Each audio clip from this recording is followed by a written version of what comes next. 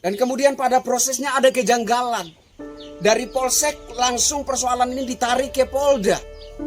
Ada apa dengan kasus ini? Apakah karena di Polda sana ada oknum aparat yang membacking? Jadi kalaupun Pak Randy ini adalah tersangka, masyarakat membaca situasi dengan sangat jelas bahwa dia bukanlah tersangka tunggal. Semestinya yang ditersangkakan mulai berawal dari siapa yang menjemputnya. Dan kemudian sampai ke kos-kosan bertemu dengan siapa saja. Kemudian apa saja yang terjadi di sana. Kemudian siapa yang membawanya dengan mobil.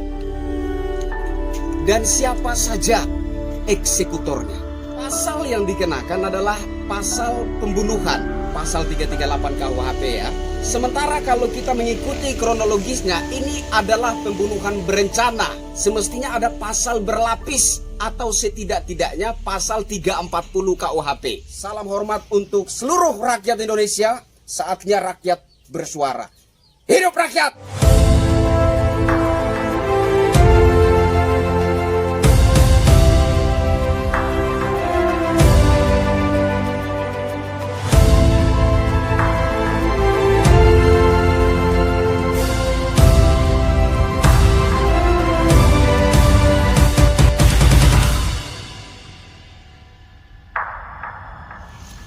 Halo Indonesia, saya Krisyanto Yinoni, salam NKRI.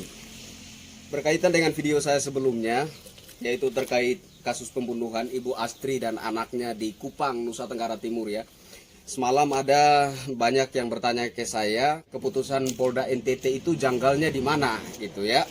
Dan saya coba menggali informasi dan saya ingin menceritakan kronologis dan kenapa keputusan Polda NTT itu dinilai janggal oleh masyarakat ya. Berhubung terkait kasus ini ya, tekanan publik juga sangat kuat. Saya dengar-dengar katanya ada Pak Hotman Paris juga sedang OTW ke Kupang ya untuk turut mengawal kasus ini. Kalau informasi ini benar, saya sangat berterima kasih ya, hormat untuk Pak Hotman Paris. Jadi kenapa persoalan ini dinilai janggal oleh masyarakat? Karena yang pertama, kasus ini berawal dari Polsek, gitu ya. Nah, kalau sesuai dengan prosedur, maka dari Polsek dia harus naik ke Polres.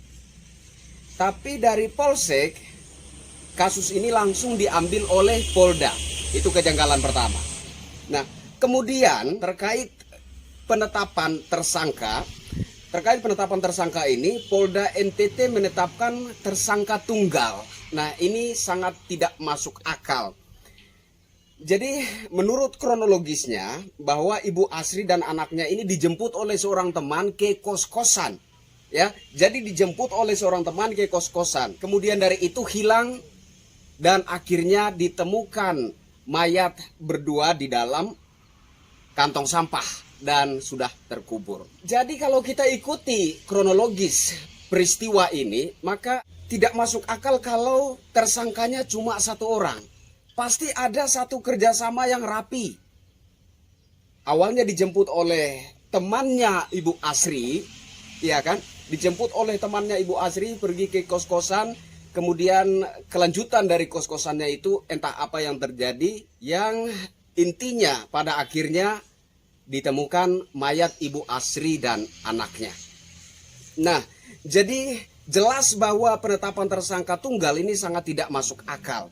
Nah, kemudian pasal yang dikenakan adalah pasal pembunuhan, pasal 338 KUHP ya. Nah, sementara kalau kita mengikuti kronologisnya, ini adalah pembunuhan berencana. Semestinya ada pasal berlapis atau setidak-tidaknya pasal 340 KUHP.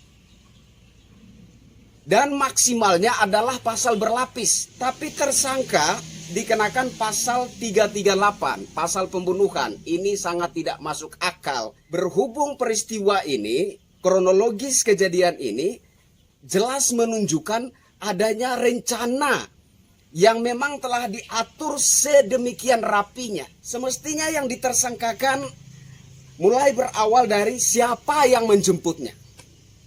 Dan kemudian sampai ke kos-kosan bertemu dengan siapa saja. Kemudian apa saja yang terjadi di sana? Kemudian siapa yang membawanya dengan mobil? Dan siapa saja eksekutornya? Ini jelas menunjukkan bahwa peristiwa ini tidak dilakukan oleh satu orang. Pelakunya bukan satu.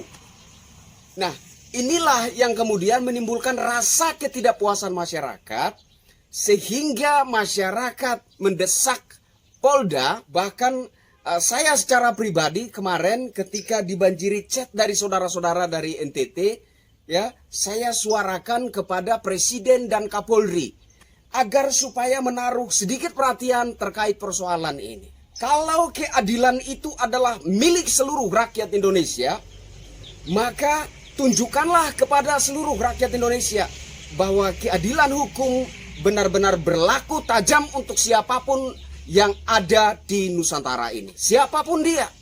Seperti yang saya singgung kemarin, bahwa kalau peristiwa seperti ini, kalau kejadian seperti ini terjadi menimpa keluarga Polri, kalau kejadian seperti ini terjadi menimpa keluarga TNI, kalau kejadian seperti ini terjadi menimpa keluarga orang-orang elit bangsa ini, atau orang-orang kaya dan berduit di bangsa ini, pasti prosesnya akan lebih cepat, lebih masuk akal, dan keadilan lebih terrealisasi.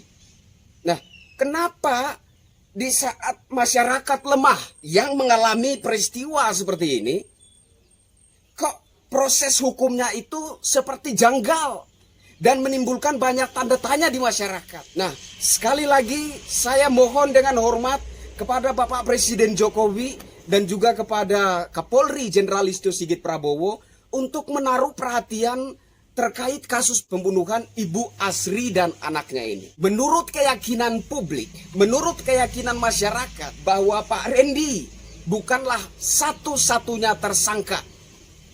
Bahkan mungkin saja Pak Randy sebenar-benarnya bukan pelaku.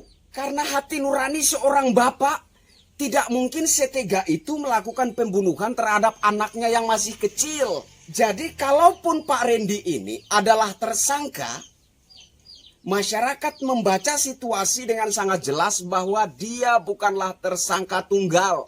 Dan kemudian pada prosesnya ada kejanggalan. Dari Polsek langsung persoalan ini ditarik ke Polda. Ada apa dengan kasus ini? Apakah karena di Polda sana ada oknum aparat yang membacking? Atau ada apa? Kenapa sehingga ada kejanggalan dalam proses persoalan pembunuhan Ibu Asri dan anaknya? Bapak Presiden yang saya hormati, Bapak Kapolri yang saya hormati, dan mungkin juga kepada yang terhormat Bapak Prof. Mahfud MD, Menteri Koordinator Bidang Hukum dan Keamanan, saya minta tolong untuk sedikit menaruh perhatian atas peristiwa pembunuhan Ibu Asri dan anaknya. Dan saya minta tolong untuk proses kasus ini diperhatikan, agar supaya kasus ini benar-benar terselesaikan dengan adil seadil-adilnya. Dan agar supaya keluarga maupun juga masyarakat luas yang terlanjur melihat persoalan ini, rasa keadilannya terpuaskan. Saya kira itu yang ingin saya sampaikan. Saya Krisyanto Yen Oni. Salam hormat untuk seluruh rakyat Indonesia. Saatnya rakyat bersuara.